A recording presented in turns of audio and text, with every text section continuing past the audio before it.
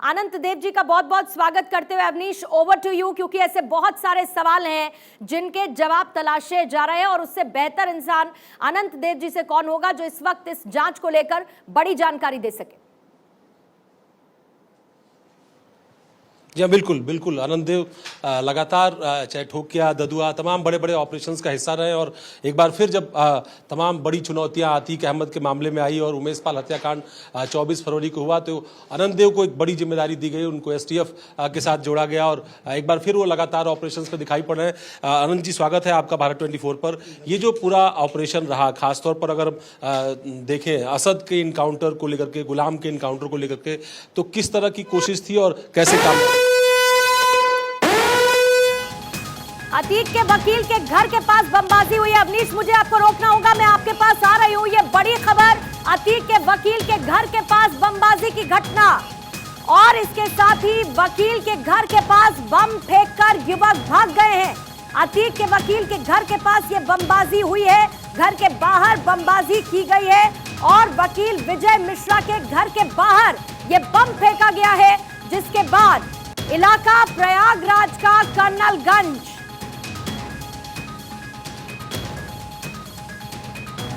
अवनीश, मैंने आपको रोक दिया था, लेकिन वापस आपके पास आते हुए, क्योंकि ये बहुत बड़ी खबर थी कि वकील अतीक अहमद का उसके घर के बाहर बमबाजी हुई है। टीम में काम कर रही थी, हम लोग को सफलता थोड़ा लेट मिल पाई, लेकिन ये असद और गुलाम के बारे में उस दिन झांसी में होने की सूचना मिली और इस पर त्वरित कार्रवाई करते हुए एसटीएफ की टीम गई और वहां पर पकड़ने के प्रयास में इन लोगों ने लगातार फायर किया, जिसमें आत्मसात किए गए फायर पर ये लोग मारे गए। अपडेट के लिए आपको रोक रहा हूँ सर। अभी ये खबर आ गई कि और शायद प्रयागराज में इस तरह की परिस्थितियां बार बार, प्रयागराज के अंदर जो है अभी जो वकील है अतीक अहमद का, उसके घर के बाहर बमबाजी हो गई है, वहां पर काफी सारा ये जो इस घटना को लेकर के बार बार रिएक्शंस आ रहे हैं, ये एक्सपेक्टेड था क्योंकि बड़ा क्रिमिनल था, बड़ा सिंडिकेट था इसका, इसलिए ये घटनाएं होंगी एक दूसरे से लेकर के, इसलिए सुरक्षा भी एक बड़ी जिम्मेदारी हो जाती है।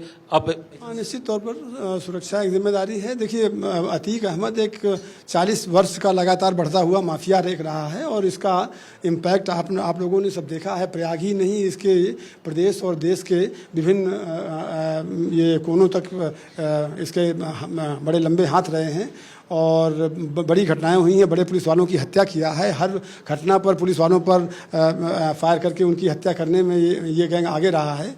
और अभी ये हुआ है कि इस पे जो 7 शूटर सामने आए, इन पे 4 अभी 4 के खिलाफ कार्रवाई हुई है, अन्य 3 अभी भी भाग रहे हैं।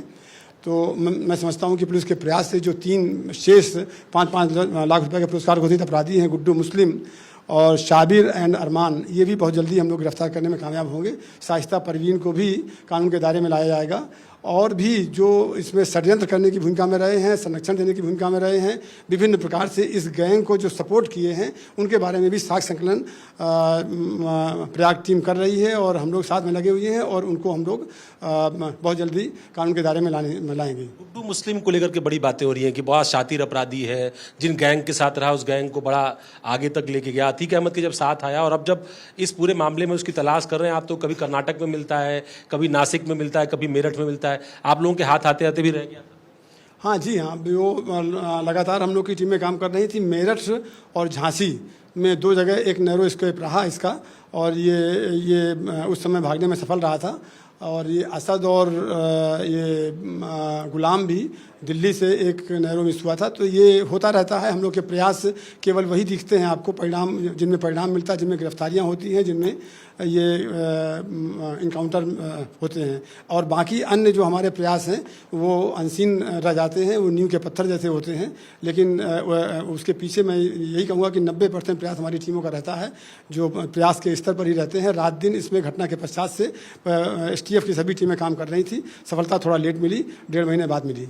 एक चीज़ जो कही जा रही थी कि ये लोग ये कोशिश कर रहे थे कि अतीक और अशरफ के कॉन्वॉय को जो है डिस्ट्रॉय किया जाए, उनको छुड़ा करके लेके भागा जाए, इस तरह की साजिश। तो इस साजिश में असद और गुलामी शामिल थे या गुड्डू मुस्लिम या बाकी सारे लोग भी इसमें शामिल थे? देखिए, अभी इसका ये जांच का विषय है। ये चीज़ बिल्कुल एक सामने आई है, इस संभावना से हम इनकार भी नहीं कर रहे हैं, क्योंकि उसी रास्ते से झांसी से ही ये अतीक का काफिला आ जा रहा था और उसके 2 दिन बाद वापस जाना भी था। और उसी समय इसका यहाँ पर आना असद और इनका गुलाम का वहाँ पर आना और कितने लोगों के साथ थे, चूँकि ये चीज़ सामने नहीं आ पाई और ये लोग मुठभेड़ में मारे गए। बाकी हम अन्य प्रयास कर रहे हैं, जैसे भी इसके बारे में छानबीन करके सत्यापन होगा तो हम आपसे शेयर करेंगे। एक चीज़ जो अब जब अतीक और अशरफ की भी हत्या हो गई और इस मामले में जो 3 लड़के पकड़े गए, ये कहा गया उनका हालांकि कुछ आपराधिक बैकग्राउंड मिला, लेकिन जो पिस्टल बड़ी सरप्राइजिंग रही वो कुछ बड़े दूसरे मर्डर्स क्रिमिनल्स के थे उनमें भी इस्तेमाल की गई। इस बार फिर उस पिस्टल का जिक्र हुआ। अभी एक ये चीज़ आप कह सकते हैं कि इस घटना के बारे में, ये घटना ठीक है, दुर्भाग्यपूर्ण है, पुलिस कस्टडी में हत्या है, ये एक बात है, लेकिन साथ ही में त्वरित कार्रवाई करते हुए सिपाहियों ने तीनों को गिरफ्तार कर लिया है, असलहे बरामद कर लिए हैं, एक सिपाही भी घायल हुआ है, एक अपराधी भी के भी हालांकि क्रॉस फायरिंग में ही गोली लगी है, तो उनका गिरफ्तार कर लिया गया। प्राथमिक रूप से छानबीन के पश्चात कुछ चीज़ें सामने आई हैं।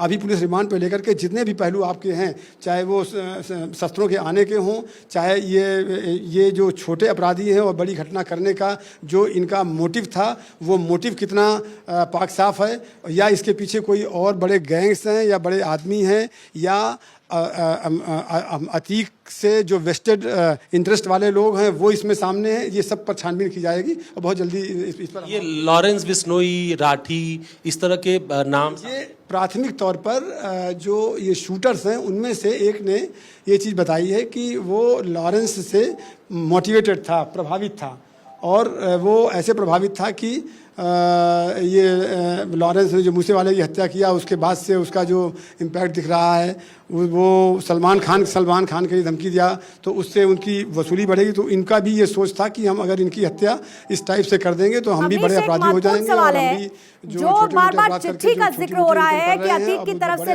लिखी गई थी, एक अधिकारी का नाम उसमें बार बार लिया गया था। मैं चाहूंगी आनंद जी से उसको लेकर भी एक सवाल आपको। प्राथमिक तौर पर इन्होंने कहा है, ये कितनी सही है, सच के कितना नज़दीक है, इस चीज़ पर रिमांड पर लेने के बाद से और गहराई से छानबीन करके जो SIT की टीम है और जिला पुलिस है और STF, ये मिलकर के तब इसके बाद ये सामने आएगा और इन सब चीज़ों के जितने भी आपके प्रश्न हैं उन सब का उत्तर देने का हम लोग प्रयास करेंगे। ये लोग ये कह रहे हैं कि थ्रेट था बड़ा, हम लोग चिट्ठी विट्ठी भी लिखा है, उसमें भी कहा कि हमको खतरा है, हमको जान से मारा जा सकता है। ये क्या केवल महज सुरक्षा की दृष्टि से था या कानूनी पैतरा था, या फिर अब तो चूंकि सारी चीज़ें हो गई हैं?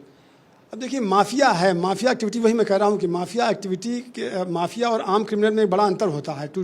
Mafia disturbs whole the system of judiciary, police and that of jail. And अब आजकल तो माफिया आपके जो ये आपका मीडिया का सिस्टम है, इसके भी ऊपर चल रहा है। तो इस पर भी एक आप समझने की कोशिश करिए कि माफिया एक्टिविटी के तहत वो सब चीज़ उनका भी पार्ट रहता है कि इस टाइप से उनको डिमोरलाइज करना पुलिस फोर्स को, जो लॉ इन्फोर्समेंट एजेंसीज हैं, चाहे वो जिला पुलिस हो चाहे STF हो, तो उनके खिलाफ शिकायत करके जो अन्य फोरम में, तो ये तो बहुत पुराना वो चला आ रहा है, सभी माफियाओं का शकल रहता है। कई अपराधी ऐसे होते हैं कि जो और ये जो कॉन्ट्रैक्ट किलिंग का एंगल है अवनीश, फर्जी दरखास्त डाल देते हैं, उस पर भी जांच हो रही है, जरा पूछिएगा। उस पर भी छानबीन होगी, जांच होगी और जैसा सामने आएगा वैसी विधिक कार्रवाई कठोर की जाएगी। कॉन्ट्रैक्ट किलिंग की भी बात कही जा रही है, इसको लेकर के अब इस संभावना से मैं इनकार अभी इस स्टेज पर करने की, ना स्वीकार करने की, ना इनकार करने की स्थिति में हूँ। रिमांड पर आने दीजिए, मैं समझता हूँ 3-4 दिन में, थोड़ा अगर धैर्य रखें, 3-4 दिन में सभी स्थितियाँ साफ हो जाएंगी। प्रयागराज के आसपास अब आपका काफ़ी वक्त बीता, सेवा काल भी बीता, चकिया को किस तरीके से देखते हैं? लोग कहते हैं बासेपुर जैसा फिल्मों में हम देखते थे, कुछ वैसा इस्टेब्लिशमेंट है वहाँ का, और लोग अभी भी कह रहे हैं कि शाइस्ता परवीन अगर कहीं और ढूंढे नहीं मिली तो आप चकिया में ढूंढिए, हो सकता है किसी गली कूचे में मिल जाए जहाँ शायद पुलिस भी नहीं जा पा रही। हाँ, ये ठीक है। चकिया ऐसा पॉपुलेशन का एक अलग डेमोग्राफिक इक्वेशन का एरिया है और मुश्किलात होती हैं पुलिस को ये छानबीन करने में, काम करने में। लेकिन ऐसा भी नहीं है, वो चाहे वासेपुर हो चाहे ये हो, वासेपुर और चकिया ये फिल्म का विषय अलग है और रियल पुलिसिंग का विषय अलग है।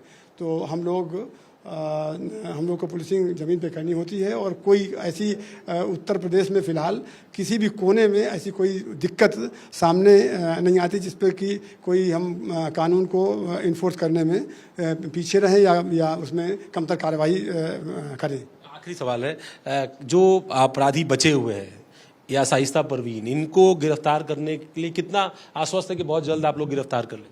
देखिए हमारी पुलिस की टीमें सभी लगी हुई हैं, एसटीएफ की टीमें लगी हुई हैं। मुझे लगता है कि हम बहुत जल्दी गिरफ्तार होंगे, बहुत जल्दी गिरफ्तार करने में सफल होंगे। हाँ, ये है कि कई बार प्रयास परिणाम देने में डिले कर जाते हैं, जैसे इसी में 1.5 महीने लग गया। तो भविष्य की बात तो मैं नहीं कह सकता हूँ, ज्योतिषी मैं नहीं हूँ, बट ये है कि जिस तरह हम लोग प्रयास कर रहे हैं तो बहुत जल्दी हम इन्हें कानून के दायरे में लाने में कामयाब होंगे। धन्यवाद। तो ये थे आनंद देव, डीआईजी एसटीएफ के, और जो हमसे बात कर रहे थे कि किस तरीके से इस पूरे मामले में कार्रवाई करने के लिए वो लगातार आगे बढ़ते जा रहे हैं और उनको भरोसा है कि बहुत जल्द यूपी एसटीएफ जो है वो बाकी आरोपियों की भी गिरफ्तारी कर लेगी।